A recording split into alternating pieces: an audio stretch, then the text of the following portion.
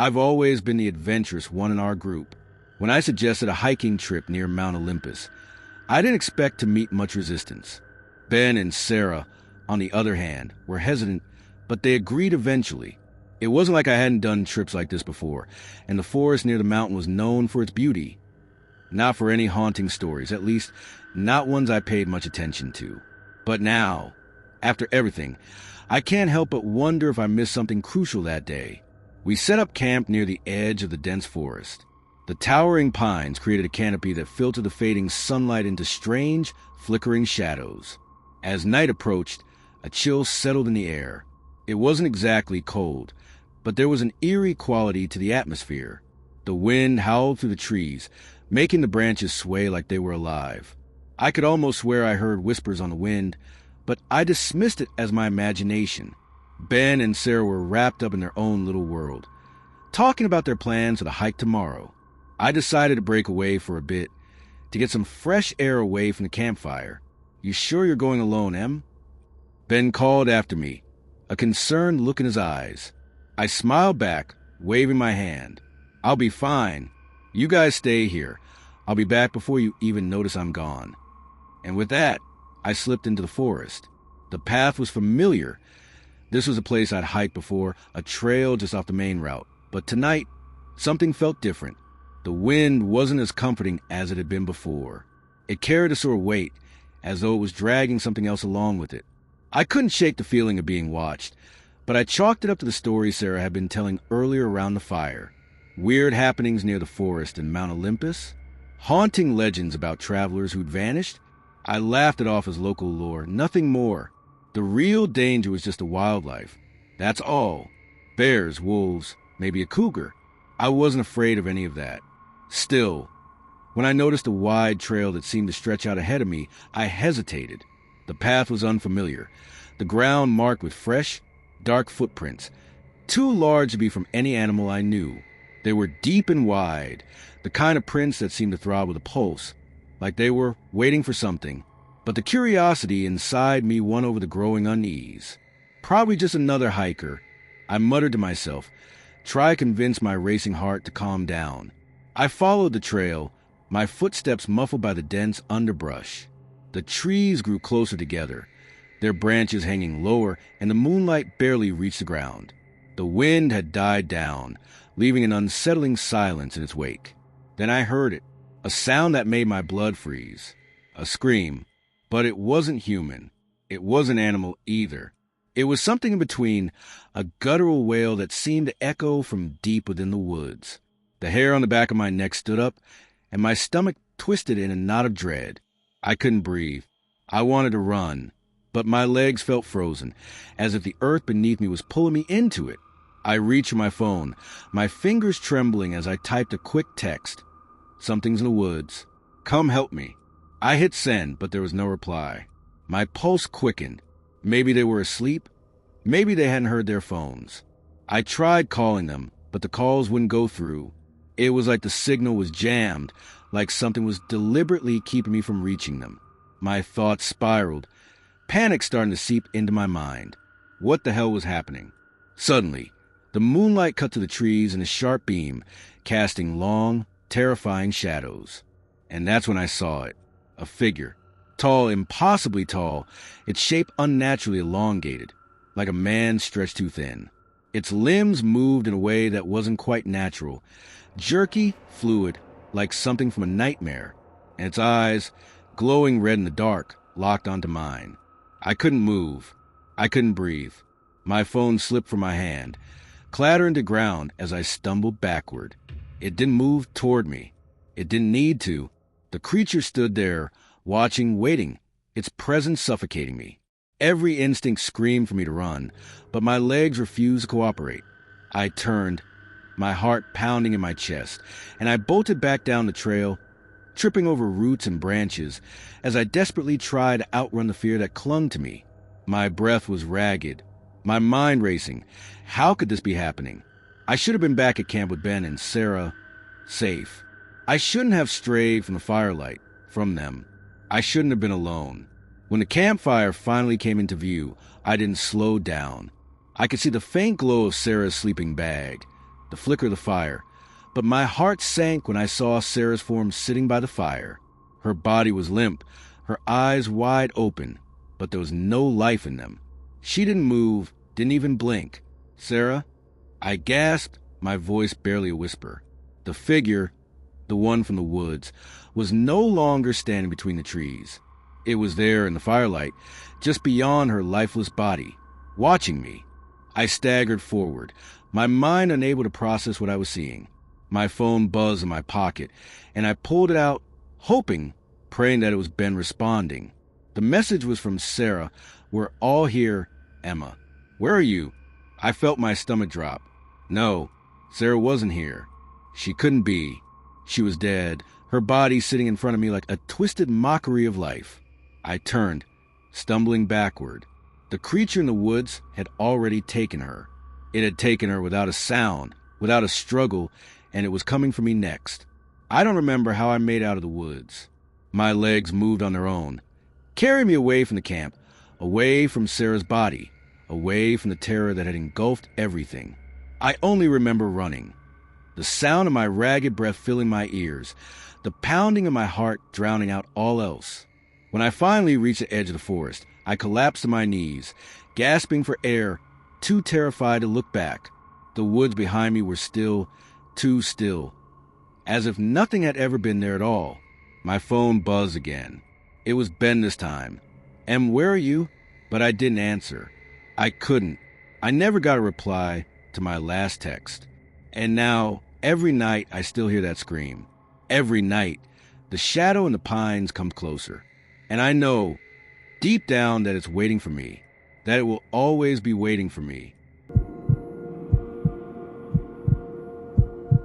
The storm that night had arrived like a violent hand tearing at the fabric of the sky. The wind howled, and the rain hammered against the crumbling walls of the lighthouse. I had rented it for a month, wanting nothing more than to escape distractions, to sink myself deep into my writing. My latest horror novel was supposed to flow easily. I'd been craving isolation to let the ideas simmer. But tonight, something felt off. The flickering candlelight in the corner cast long, trembling shadows, stretching the old wood floor into grotesque, distorting shapes. I was hunched over my laptop, the glow from the screen illuminating my face in the otherwise dark room. Every now and then, I glance out at the waves crashing against the jagged rocks below, the ocean a living thing in the storm's grip. That was when it happened. The first text came in, unexpected, chilling in its simplicity. "Do you see me?" "I see you." At first, I thought it was a prank. Maybe one of my friends from back home had somehow got my number.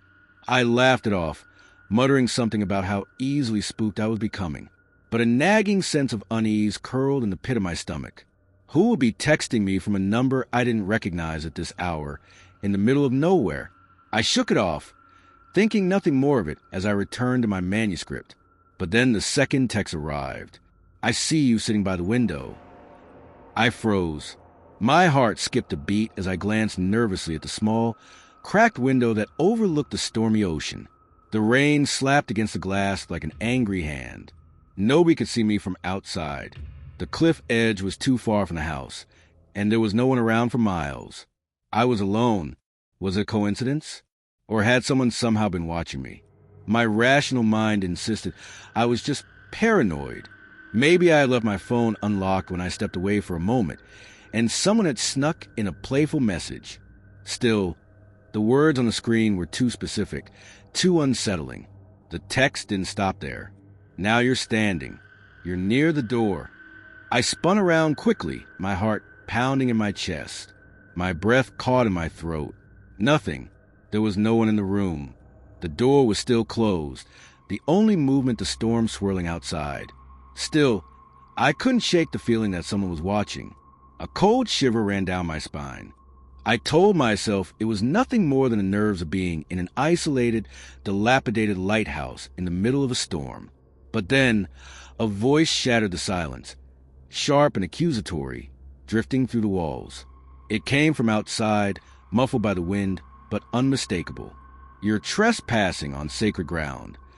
I rushed to the window, heart hammering in my chest, but I saw nothing, just the same restless sea. the relentless rain. My first thought was that it was a drunk local, perhaps someone who wandered out of town, lost in the storm. The lighthouse had been abandoned for years. I told myself not to be so dramatic, but still, something about the voice unsettled me. I went back to my desk, trying to ignore the feeling of eyes on me. My fingers hovered over the keyboard, but my thoughts were elsewhere. What was going on? Another text arrived, this one more detailed than the others. You've walked across the room. The typewriter, it's dusty, isn't it? I looked over at the old typewriter on the desk across from me. It had been there when I arrived, covered in a layer of dust, but there was no way they could have known that, not unless my mind began to race. Had someone been in the lighthouse? Was I really alone? The text continued. You touch it. Your fingers are trembling. I immediately withdrew my hand from the typewriter, feeling the coldness of the metal. This wasn't possible. Who was sending these messages? My thoughts spiraled, doubt and fear tightening their grip on me. I decided to go for a walk to clear my head. The storm had intensified, the winds now howling like wolves in the dark. I wrapped my jacket tightly around me and left the safety of the lighthouse, stepping out into the madness of the night. The rain lashed at my skin and the thunder roared overhead. The cliff edge loomed just beyond the lighthouse, the waves crashing violently against the rocks below. I stayed outside for an hour, hoping the fresh air would calm me, but my mind never stopped racing. When I returned to the lighthouse, I felt like I was walking into a different place entirely. I opened the door, expecting the dim glow of my desk lamp, but as I stepped inside, I froze. My manuscript was on the desk, pages turned, the ink scrawled in cryptic, archaic words I didn't recognize. My heart pounded, my breath caught in my throat. This wasn't possible. I hadn't touched it. No one else had been here. The words on the page seemed to bleed into one another, the letters almost alive. The edges of the paper were worn, frayed as if centuries old. This was something far beyond a prank. I could feel it now, pressing in on me, suffocating me. The text returned. They had escalated. The screen glowed with the message. Look behind you. I froze. My body went rigid, as though my brain had momentarily lost control of my limbs. My gaze was stuck on the screen, but something inside me told me that I needed to move, to turn, to escape whatever was lurking in the darkness. Slowly, reluctantly, I turned my head. Standing just beyond the dim light of the room was a translucent figure, faint but undeniable. A man in old-fashioned sailor attire, his face twisted in torment, his eyes wide with a mixture of grief and rage. I could see through him to the peeling wallpaper behind him, the figure barely clinging to some remnant of life. I gasped, my breath coming out in ragged gasps. The figure didn't move, but I could feel the weight of his stare on me, a presence that was both cold and suffocating. He was waiting. My mind raced as I stumbled backward, my legs giving way beneath me. The man's face seemed to contort, shifting between agony and anger. He mouthed something, but I couldn't hear the words over the pounding of my heart. I reached for the first thing I could find. My phone. It was dead. No signal. No way to call for help. I was utterly alone, trapped with this ghost, this presence from a time I couldn't comprehend. He didn't speak, but I could hear his thoughts in my mind. His pain, his torment. He was a keeper of the lighthouse, a man who had died trying to save his family. The sea swallowing them all. And now he was trapped, reliving that torment, unable to move on. The ghost figure shifted, taking on more substance, his eyes locking with mine. The text message I had received earlier replayed in my mind. Look behind you. I wasn't just a spectator. I was the key. The ghost's final plea echoed in my mind.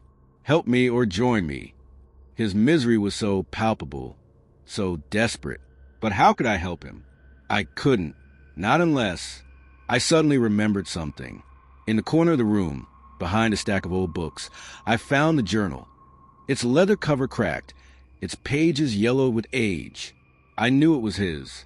The journal was tied to the keeper, his pain recorded in its pages. With trembling hands, I ripped it apart, tearing out the pages one by one. As I did, I felt the air shift, the pressure lift. The figure in front of me flickered, growing weaker. The room was still again. The storm outside quieted, the wind subsiding into a calm hum. And then, with one last, sorrowful glance, the ghost of the lighthouse keeper was gone. I left the lighthouse the next morning, never looking back. But I knew it wasn't just me who had left. The spirit had finally moved on, freed from its eternal torment. And yet, as I walked away, I couldn't shake the feeling that the lighthouse still whispered my name. The echoes of the past lingered in the walls, calling out to anyone who dared to listen. But I wouldn't be returning. Not ever again.